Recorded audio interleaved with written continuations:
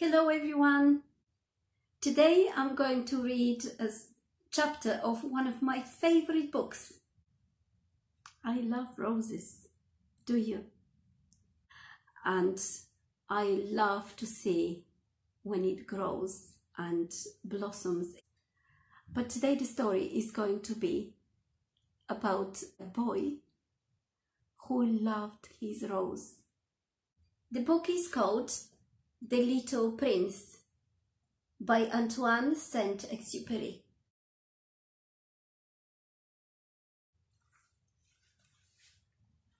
Chapter 21. It was then that the fox appeared. "Good morning," said the fox. "Good morning," the little prince replied politely, though when he turned round, he saw nothing. "I'm here," said the voice, "under the apple tree." "Who are you?" said the prince. "You're very pretty." "I'm a fox," said the fox. "Come and play with me," suggested the little prince. "I am so terribly sad." "I cannot play with you," said the fox. "I am not tame." "Oh, I am so sorry," said the little prince. But after some thought he asked, "What does tame mean?" "You do not live here," said the fox. "What are you looking for?" "I am looking for men," said the little prince. "What does tame mean?"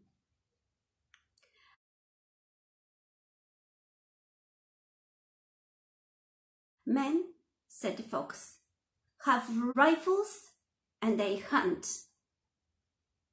It is a real nuisance. They also raise chickens. Those are the only activities they are interested in.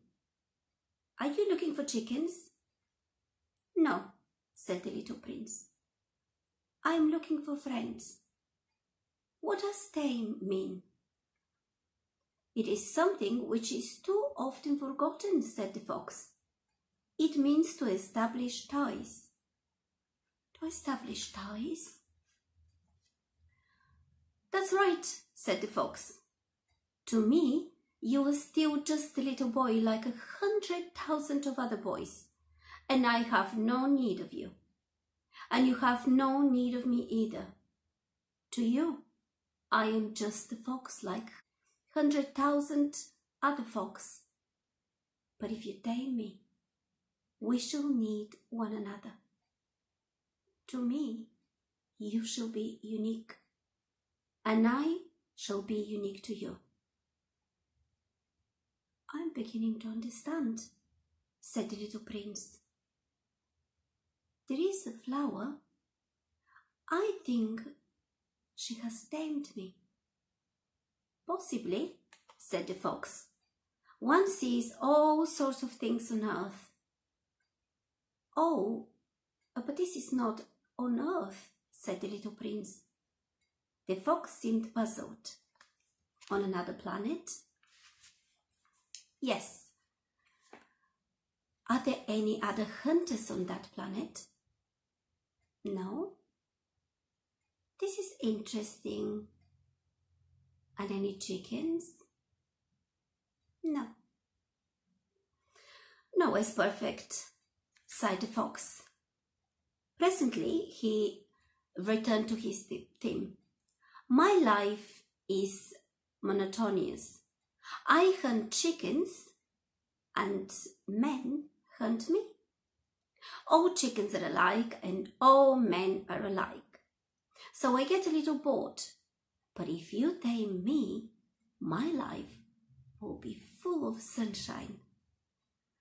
I shall recognize the sound of a step different from all others. The other steps send me hurrying underground. Yours will call me out from my burrow like a sound of music. And look yonder. Do you see the cornfields?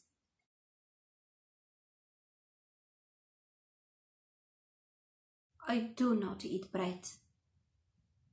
Wheat is of no use to me. Those cornfields don't remind me of anything, and I find that rather sad. But you have hair the color of gold, so it will be marvelous when you have tamed me. Wheat, which is also golden, will remind me of you, and I shall love the sound of the wind in a wheat.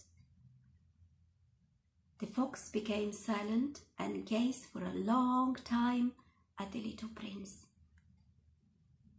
I beg you, tame me, he said. Willingly, the little prince replied, but I haven't got much time. I have friends to discover and lots of things to understand. One can only understand the things one tames, said the fox. Men have no more time to understand anything. They buy ready-made things in the shops, but since there are no shops where you can buy friends, men no longer have any friends. If you want a friend, tame me. What should I do? Asked the little prince. You must be very patient, replied the fox. First, you sit down at a little distance from me, like that, in the grass. I shall watch you out of the corner of my eye, and you will say nothing. Words are a source of misunderstandings, but every day you can sit a little closer to me. The next day, the little prince returned. You should have come back at the same time, said the fox.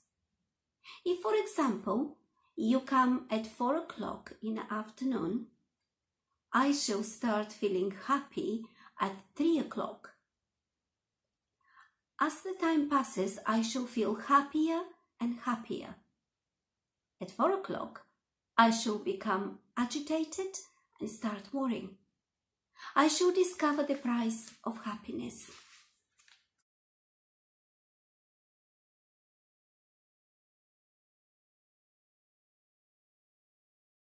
But if you come at just any time, I shall never know when I should prepare my heart to greet you.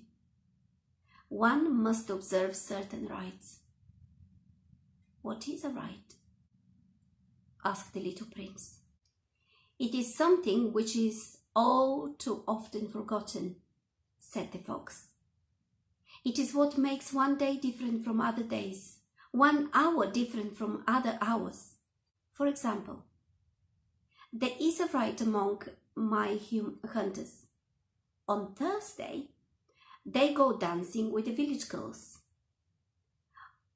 On Thursday is a marvelous day for me. I can take a walk as far as the vineyards.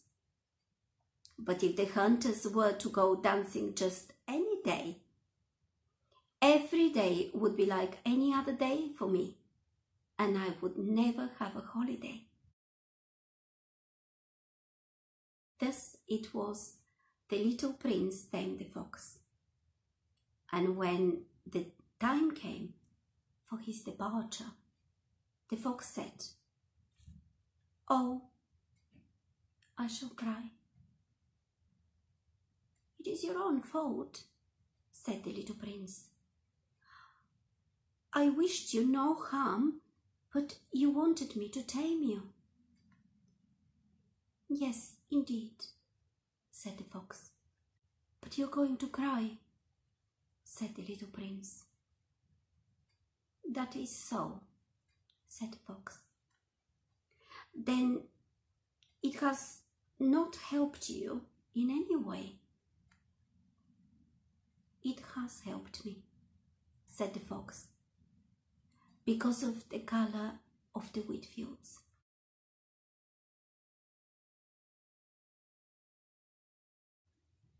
Then he added,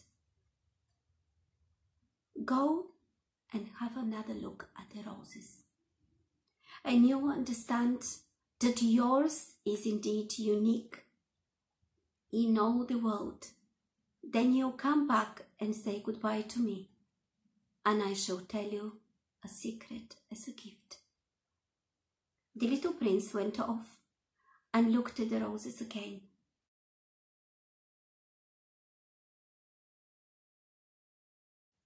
"None of you is at all like my rose. As yet you are nothing," he said to them. "Nobody has tamed you, and you have tamed no one. You are like my fox when I first encountered him. He was just a fox like 100,000 other foxes, but I made him my friend, and now he is unique in a world."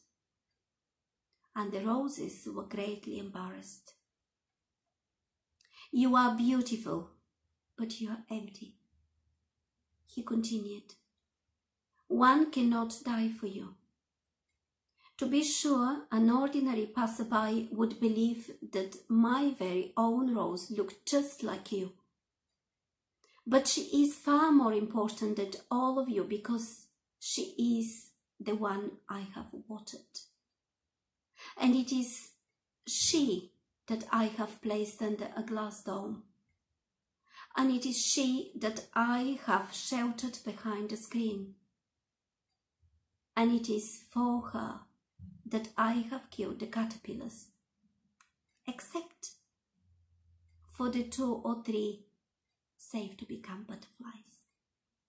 And it is she I have listened to, complaining or posting or sometimes remaining silent, because she is my rose."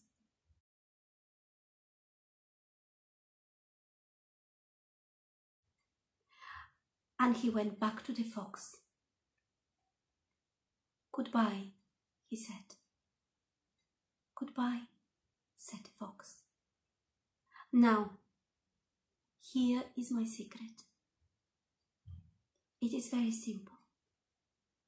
It is only with the heart that one can see clearly. What is essential is invisible to the eyes. What is essential is invisible to the eyes." The little prince replied,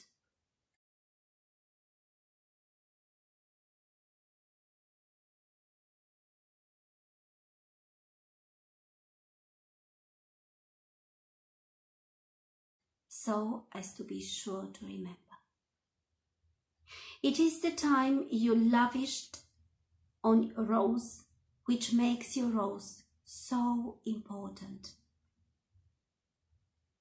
It is the time that I lavished on my rose," said the little prince, "so as to be sure to remember.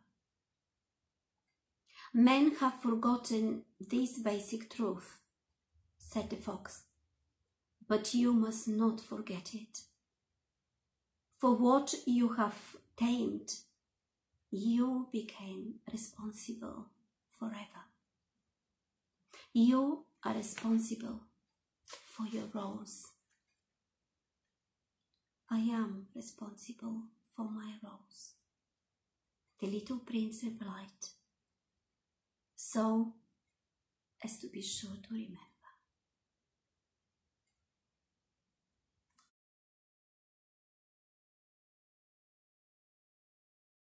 I hope you enjoyed the story of The Little Prince by Antoine De Saint Exupery. The Little Prince is a classic tale of equal appeal to children and adults. On one level, it is the story of airman's discovery in a desert of a small boy from another planet, the Little Prince,